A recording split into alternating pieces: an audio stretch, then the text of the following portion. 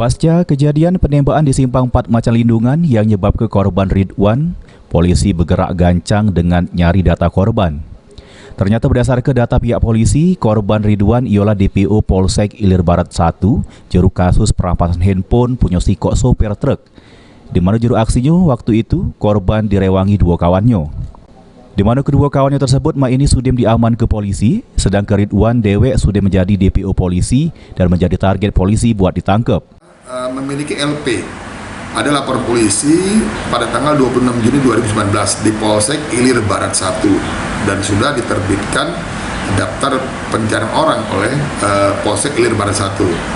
Kemudian juga yang bersangkutan juga menjadi target daripada Jatantras Polda Sumsel terkait dengan beberapa aksi yang dilakukan oleh yang bersangkutan di lokasi yang sama, karena memang kalau kita lihat pelaku ini atau korban ini menggunakan modus seakan-akan mengamen.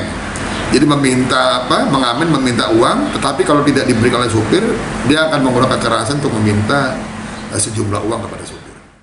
Kedepan, guna mengantisipasi aksi premanisme yang galak majai sopir truk di Simpang 4 Macan Lindungan, rencananya polisi bakal bikin pos permanen, sehingga kagetnya ditempat ke personil polisi guna ngatur arus lalu lintas di sekitaran Simpang 4 Macan Lindungan. Firman Hidayat, PAL TV.